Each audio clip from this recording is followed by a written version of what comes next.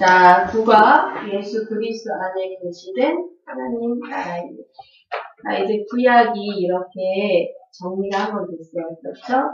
네, 그리고, 우리가 이제 예수 그리스도 안에서 이게 어떻게 하나님의 나라가 성취되었는가, 완성은 어떻게 될 것인가 이제 바라볼 건데, 먼저,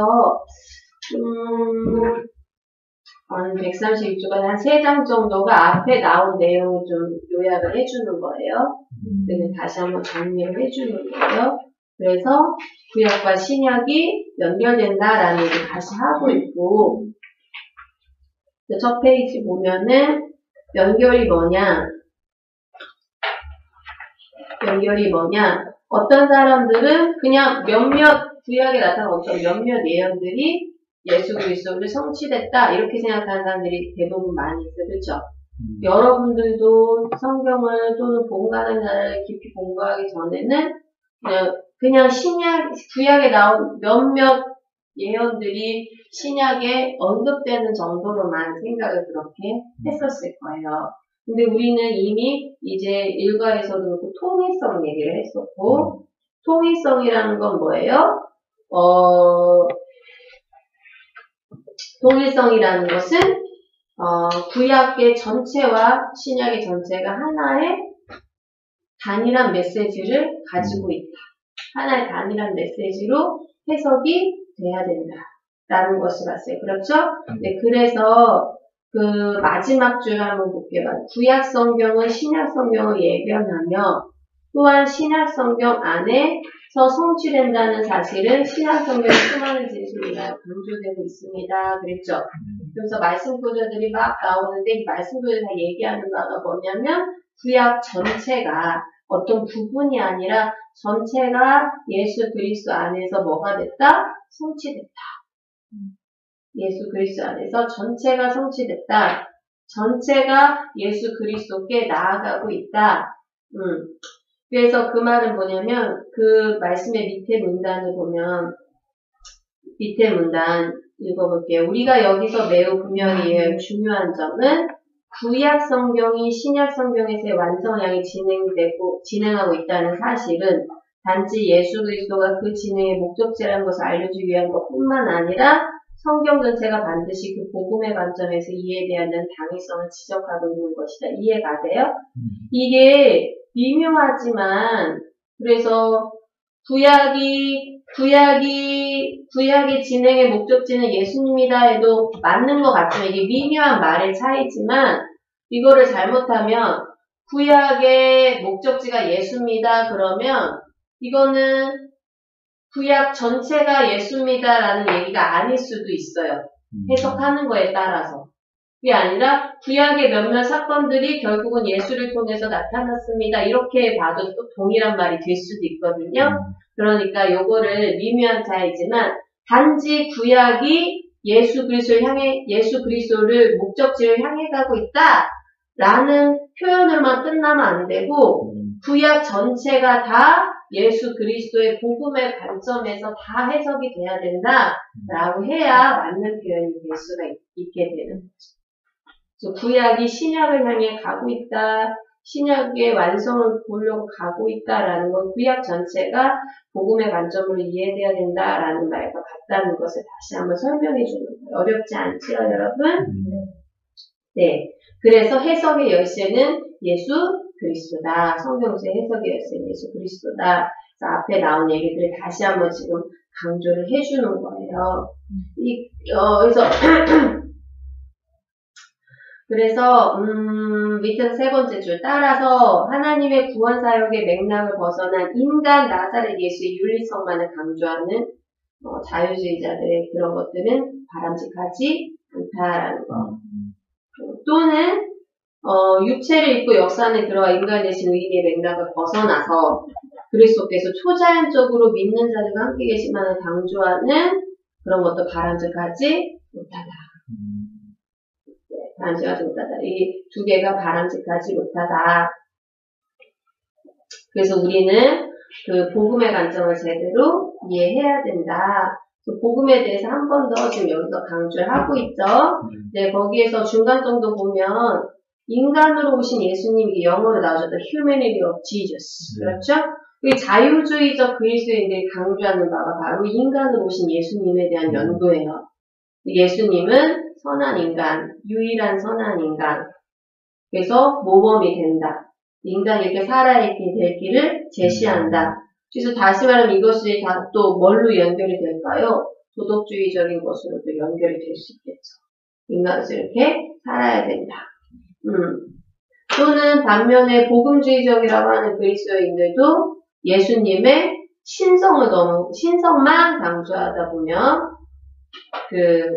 그리스도가 그 하신 일보다는 그 그리스도가 우리 안에 어떻게 초자연적으로 역사하는가 이것만 초점 맞추기가 쉽죠. 그리스도의 복음에 초점 맞추기보다 그가 하신 인간으로서 이 땅에 오셔서 하신 일보다는 지금 그리스도가 우리 삶 가운데 어떻게 병을 고치거나 또는 뭘 할 수 있어요. 우리 기도를 들어준다거나 뭐 이런 것들에 초점을 맞추면서 복음의 관점을 놓치기가 쉬워요. 그래서 마지막 줄을 읽어볼게요. 그러나 여기서 분명히 짚고 넘어갈 사실이 있습니다. 우리가 이 두 견해가 각각 일리가 있는 극단적인 견해라고 하는 뜻은 일리가 있긴 있어요. 예수님은 분명히 선하셨어요. 예수님은 분명히 초자연적인 능력이 있었어요. 일리는 있어요. 그런데 그렇다고 해서 그것이 두 번째 줄에 말하는 대로 중립적인 노선을 취하자 이 말 뜻이 아니야. 그러니까 이 양 극단이 일리가 있으니까 우리가 이걸 잘 섞어서 중립적인 노선을 취하자가 아니라 뭐를 하자? 성경적인 관점을 찾자. 성경적인 관점을 붙잡자라는 노력으로 돌아가야 돼. 그 말들, 예수님이 분명히 선한 인간이란 말들도 일리가 있고 예수님이 초자연적인 능력을 가졌다는 것도 일리가 있어. 그러니까 예수님이 선하다, 예수님이 초자연적이었다, 이것을 잘 섞어서 그럼 잘 만들어보자 이렇게 하면 안 되고 예수님에 대한 성경적인 관점을 올바르게 찾아가야 되는 거죠. 그것도 한 부분이지만 그걸 섞는다고 해서 복음이 나오는 게 아니에요. 그거를 어떻게 성경적인 관점으로 해석하냐는 거죠. 예수님의 선함을 어떻게 성경적인 관점으로 해석하냐는 거예요. 예수님의 초자연적인 능력은 어떻게 성경적인 관점으로 해석하냐는 거예요. 이해가 가시죠? 이게 중요한 거예요. 여러분들 어떤 얘기를 들을 때 여러분들이 뭐 신학에 대해서는 어떤 사실에 대해서 어떤 얘기 들을 때 이게 일리가 있으면 여러분 그냥 수긍하기 쉬워요. 근데 먼저 여러분은 항상 어떤 사실에 대해서 어떤 누군가 얘기하는 논리에 대해서 그것이 일리가 있더라도 그것에 대한 해석이 옳은가를 여러분 항상 생각하시면 그거의 전제로 깔고 있는 해석이 옳은 것인가? 네? 일리가 아무리 있더라도 옳은 것인가? 그래서 그 해석의 옳은 원리에 따라서 그 사건을 다시 봐야 되는 게 필요한 거죠. 그렇죠? 자, 그래서 뭐 예를 들면 그냥 제 예를 들면은 가령 이런 거야. 마쌤이 필리핀에서 아이들하고 또다시 또래를 바꾸는 시간이라는 시간을 해서 이제 그룹별로 어떤 주제에 대해서 얘기 나누는 시간을 가졌었어요. 그 시간을 이제 몇 시간씩 가졌는데 그 가운데 게임에 대해서 얘기를 한 거야. 게임이 죄인가 아닌가? 게임이 거기서 이제 의견이 갈리죠. 죄다! 라고 생각하는 사람이 있었고, 애들 중에 죄가 아니다! 라고 생각하는 사람이 있었어요. 근데 죄가 아니다! 라고 생각하는 사람은 이런 의견을 했어요. 칼을 쓸 때, 칼 자체가 쓰는 게 죄가 아니지 않느냐. 칼을 어떻게 쓰느냐가 왜 하지 않느냐. 그러니까 게임도 마찬가지다. 여러분 어떻게 생각하세요? 칼을 어떻게 쓰냐. 그렇게 말하는 거. 그래서 게임이죠. 그래서 게임을 어떻게 사용하느냐에 따라서, 그러니까 게임을 이렇게, 목적에 따라서, 그래서 게임을, 이렇게 사용하면 되잖아요. 게임할 때 그 친구를 정도하는 목적으로 게임을 사용하면 되잖아요. 이런 얘기를 26살짜리인가? 3살짜리. 지가 게임하고 싶은가 보네요. 네, 이런 얘기를 하더라고요. 이런 논리를 접근했어, 예를 들면. 근데, 이제 그것에 대해서 저는 어떤 관점을 가졌냐면, 어떤 관점으로 뭐 칼의 예를 든 거는 뭐 그게 일리가 있을지 몰라도 그 상황을 바라볼 때 그 게임을 만든 목적이 무엇이냐. 처음부터. 그 게임을 만든 목적이 하나님의 영광을 위해서 만든 것이냐, 아니면 그 게임을 만든 목적이 인간의 뭐를 위해서, 인간의 자기 만족과 자기 위안과 행복을 위해서 만든 것이냐. 그러니까 그런 전체적인 큰 목적 안에서 봤을 때 이 게임을 하는 것이 옳다고 볼 수가 있겠느냐.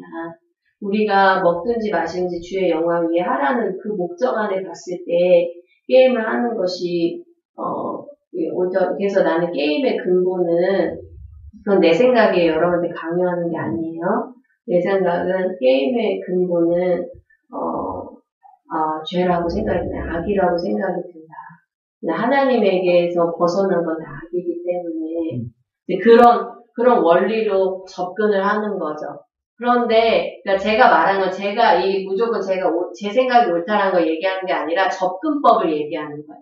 어떤 것을 접근할 때 그냥 그 현상을 두고 이거는 이렇게 결과를 만들었으니까 옳은 것 같아.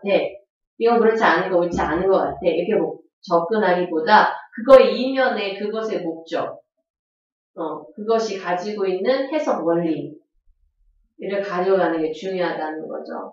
그래서 사람들이 예수에 대해서 얘기할 때 예수는 선한 사람이야. 또 예수는 초자연적인 하나님이야. 초자연적인 능력을 가지고 있어. 이 양극단에 있을 때, 그럼 이것을 잘 섞어보면 되지.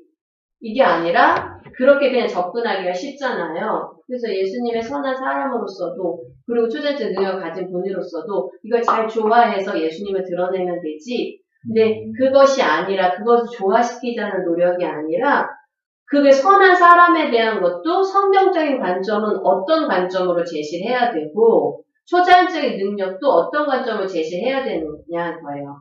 예수님이 선하시고 초자연적인 능력도 있으시고요. 잘 조화될 수 있어요. 그런데 그 초자연적인 능력이 잘못 사용이 되면 어떻게 됩니까? 초자연적 능력이 있었으니까 지금 우리 가운데도 병고침이 일어나야 되고 우리 가운데 일해야 되고 하고 일반화시킬 수 있잖아요. 근데 그것을 어떤 관점을 그것을 했어야 되는 관점을 예수 그리스도의 관점을 다시 바라볼 때 예수 그리스도가 기적을 베푼 이유는 뭐를 알려주기 위해서 그랬어요. 하나님 나라가 도래했고 예수 그리스도가 통치한 나라가 도래했다는 걸 보여주기 위한 거였잖아요. 그렇죠? 인간을 고치기 위한 초자연적인 능력 자체를 드러낸 게 아니었잖아요. 그렇죠? 그래서 그런 관점들이 해석이 바탕이 돼서 이런 상황들을 해석해야지 예수에 대해서 이런 게 있다 해서 이걸 섞어놓는 게 큰 의미가 있는 건 아니다라는 거죠. 그래서 그런 관점을 가져야 된다라는 거예요. 자, 그래서 130쪽 계속 가볼게요. 좀 말이 길어졌어요. 그래서 복음의 관점으로 해석을 해야 되는데 복음은 뭐라고 했죠? 두 번째 문단에 본질적으로 하나님께서 우리를 위하여 그리스도 안에서 행하신 일 계속 얘기했던 거예요. 그렇죠? 그래서 하나님께서 믿는 자들 안에서 지금 행하시는 것이다 아니다? 그건 복음과 아니다. 이걸 분리하려는 게 아니라 이건 두 개는 같이 있어야 돼. 그러니까는 복음과 뭐가 같이 있어야 돼. 복음에 따른 결과가 같이 있어야 되는 건 분명한 거야. 복음만 있고 결과가 있지 않는다면 이 복음은 실체가 아닌 거죠. 네, 그게 분명히 같이 있지만 그렇다고 해서 복음에 따른 결과를 복음이라고 부르면 안 되는 거죠. 그렇죠? 그러니까 복음에 따른 결과, 즉 뭐야? 사람이 성화되고 변화되고 뭐화되는 것 자체를 뭐라고 하면 안 돼? 복음이라고 하면 안 되는 거야. 그러니까 율법을 지키는 것이 복음이에요? 그건 아니에요. 근데 율법을 지키는 것이 복음처럼 받아들이잖아. 행위를 해야 구원받는 것처럼 받아들이잖아. 이건 잘못된 거야. 복음은 구원을 주는 능력이 있다라고 했어요. 로마서에. 이 복음은 예수가 하신 일 그 자체예요. 그리고 거기에 따라서 그 결과로 사람이 선하게도 되고 사람이 성결하게도 되고 사람이 율법을 지키게도 되는 거죠. 그러니까 두 개를 분리시킬 필요는 없지만 구별을 해야 되는 거죠. 의미에 있어서. 그렇죠? 그래서 세 번째 문단 보면 이제 베드로가 막 설교했을 때도 그렇고 그 베드로가 설교한 것도 회개해라 뭐해라 하기 전에 먼저 베드로는 무슨 얘기를 했어? 예수가 성육신하신 예수의 완전한 생애, 예수의 죽으심, 예수의 부활하심 먼저 얘기한 다음에 사람들이 뭐라 했어? 너희가 예수를 죽였다, 막 이러니까, 사람들이 어찌할꼬, 막 이러죠. 괴로워하죠. 첫설교에서. 그러자 베드로가 뭐라고 해요? 회개하고, 죄사함을 받으라. 그거는 복음을 들은 자들에게 뭐 하는 거예요? 그 결과를 얘기하는 거죠. 그렇죠? 그 복음이 있고, 그 결과가 있는 거예요.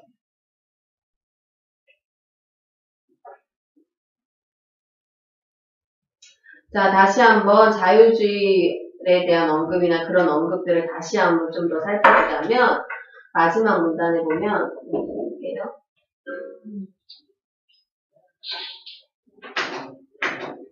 마지막 문단에 보면요.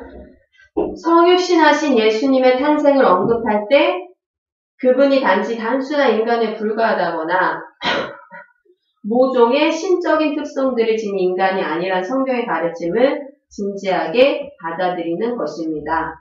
그 구유 속의 아기는 동시에 그리고 동일한 인격 안에서 하나님의 아들이시며 그리고 사람의 아들이셨습니다. 뭐예요? 그는 완전한 하나님이자 완전한 인간이셨다. 그래서 그의 인성만을 강조하거나 신성만을 강조하는 것 자체가 사실은 옳은 것이 아니에요. 무엇을 잘못 깨달은 거예요? 인성만을 강조한다면 그의 인간성만을 적용하려는 거죠. 그의 신성만을 신격인 능력만을 적용하려는 거죠. 그럼 여기서 말하는 건 그가 인성이 가지고 있고 신성을 가지고 있다는 것을 표현하는 게 잘못된 것이 아니라 여기 저변에 그가 왜 완전한 인간이자 완전한 하나님이어야 했었다는 것을 이해를 못하는 거야. 이거 주장하는 신학자들은. 그렇지 않아요? 그의 인성을 강조하는 자들은 그가 왜 인간이어야 했는지를 이해 못하는 거죠. 인성을 강조해야 돼요. 그런데 왜 인간이었나를 이해하지 못하고 인성을 강조하고 있는 거예요. 그는 왜 인간이어야 됐습니까? 둘째 아담으로 인간을 대신해서 모든 율법을 완벽하게 지키고 인간을 대신해서 모든 형벌을 받기 위해서. 그래서 인간이셨어야 됐어요. 그렇죠? 그런 면에서 인성을 강조해야지 그런 면이 아니라 예수 그리스도의 뭐에 부연해서 예수 그리스도가 사람이 본받을 만한 삶을 살았다는 부분에서 인성을 강조하는 자유주의는 잘못된 거죠. 그리고 또 이쪽 신성을 강조하는 부분에서도 신성을 강조할 때 그분의 초자연적인 능력을 강조하고 그 능력을 기대는 것은 또 그 이면의 신성의 역할을 이해를 못하는 거죠. 그가 신이어야 되는 이유는 무엇입니까? 물론 그는 영원히 신이어요. 우리가 인정하지 않은 그는 신이세요. 그런데 우리한테 신으로 나타내는 이유는 뭡니까? 그가 신으로서 이 땅을 만물의 창조주로서 만물에 대한 권리를 갖고 계세요. 그는 만물을 심판하실 권리를 갖고 계시다는 거예요. 그리고 또한 그는 뭡니까? 그는 만물을 용서하실 권리를 갖고 계시는 거예요. 그래서 그는 참 하나님으로서 그가 이 땅을 구원하시고 용서하러 오셨다는 신적인 권위를 갖고 계시다는 거예요. 그러니까 이 두 개가 다 인성이든 신성이든 따로 볼 게 아니라 그리고 이 인성의 어떤 인간적인 부분과 신성의 어떤 초자연적인 능력을 잘 섞을 게 아니라 그 이면에 나타나 있는 그거의 목적을 봐야 되죠. 왜 예수님이 완전한 신으로서 또 완전한 인간으로 오셨어야만 됐는가? 왜 그는 신으로 계시지 않고 인간의 모습으로 오셨어야만 됐는가? 그것만이 구원을 이룰 수 있는 유일한 길이었기 때문에. 그래서 중심은 뭡니까? 구원이죠, 구원. 그렇죠? 중심은 뭐예요? CEO 예수인가요? 성소부 예수인가요? 예수에 대한 책이 많잖아요. 그렇죠? 중심은 그 예수인가요? 그 예수가 아니죠. 중심은 병 고치시는 예수인가요? 아니죠. 중심은 뭡니까? 구원자 예수. 구원자 예수. 구원자 예수로 그는 완전한 인간이셨어야 됐고 완전한 신이셨어야 됐어요. 구원자 예수. 그렇지 않고 다른 극단으로 치닫는다면 둘 다 사실은 뭐에 초점을 맞추지 않고 영생에 초점을 맞추지 않고 있는 거예요. 왜? 지금 이 땅에서 우리가 어떻게 예수처럼 모범적인 인간으로 사느냐. 이 땅에 초점 맞추고 있는 거죠. 지금 이 땅에서 우리가 어떻게, 아프지 않고 사느냐. 고통받지 않고 사느냐. 그게 아니죠. 이 땅에서 고통받더라도, 이 땅에서, 좀 뛰어난 인간으로 살지 못하더라도, 우리한테 뭐가 기다립니까? 예수가 만들어 놓은 구원을 통한 영생이 기다리고 있다라는 거죠. 그 예수의 참된 의미로 성경을 또 해석해야 되는 거예요. 131쪽 중간에 좀 두꺼운 글씨 나오네요. 네, 폰트가 다른 글씨 나오네요. 복음은 선포하기를 예수께서 우리를 위하여 그 일을 행하셨다고 한다. 그렇죠? 우리를 위하여 죄의 대가를 감당하시고, 우리를 위하여 율법대로 완전한 삶을 사시고, 우리를 위하여 완전하게 지불하시고 하셔서 그의 모든 삶이 우리를 위해서 하나님께 드려지는 삶을 살았다.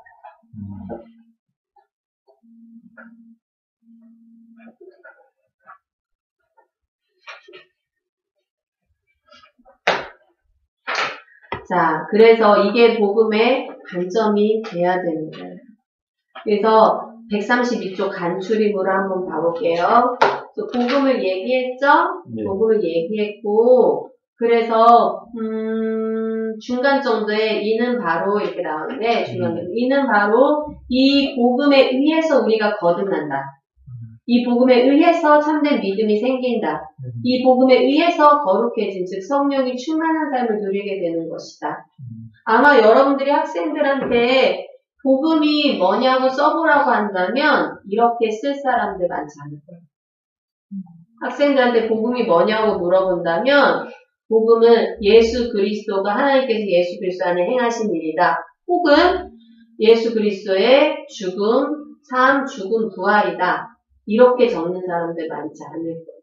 대부분 어떻게 적을까요? 복음은 무엇이냐? 예수 그리스도가 나를 위해 돌아가신 것만 적어도 좀 잘 적은 건데, 어떻게 적는, 왜요? 복음이 무엇입니까? 그러면 하나님이 나를 사랑하시는 것입니다. 이렇게 좀 뭉뚱그려서 대답을 한다든지, 선생님이 나에게 알려주신 말씀입니다. 라든지, 여러 가지로 표현이 돼요. 저도 이제 필리핀 학생들한테 많이 이렇게 적어봤는데, 대부분은 지금 현장에 초점을 맞추는 대답들이 나오는 경향이 있어요. 예수 그리스도에서 하신 일이다 보다는, 선교하는 것이다. 또 필리핀은 선교에서 복음 전하는 것이다. 복음 전하는 것이래. 복음이 뭐냐, 이렇게 복음 전하는 것이다. 선교하는 것이다. 이렇게 한다든지, 변화되는 것이다. 거듭나는 것이다. 천국 가는 것이다. 이런 대답이에요. 그건 다 뭐예요? 현상이잖아요. 복음을 제대로 알고 있어야 됩니다. 그래서 이제 이 복음들이 하나님 나라 복음이 우리가 계속 배워왔어요. 신약에만 나타난 건 아니에요. 신약에는 세례 요한이든 예수님이든 천국이 가까이 왔다. 하나님 나라가 가까이 왔다. 구약에는 그런 하나님 나라라는 의미가 나와요, 안 나와요? 안 나오죠. 안 나왔지만 분명히 신약은 구약의 성취라고 했기 때문에 구약에는 그런 기본적인 배경들이 다 깔려 있다라는 거. 그렇죠? 그것을 뭐를 통해 봤어? 에덴을 통해서, 이스라엘을 통해서, 또 예언을 통해서 우리가 봤던 거예요. 그렇죠? 그걸 봤어요. 하나님 나라에 대한 거를, 그 단계들을, 그런 얘기들을 하는 거고요. 그렇게 해서 구약들을 해석을 할 때도 문자적이 아니라 그리스도 중심적으로 해석하자가 이제 134조 마지막 문단에 나오는 거예요. 구약에 대한 신약에서는 문자적이 아니라 그리스도 중심적이다 라는 표현이 나오죠. 그렇죠?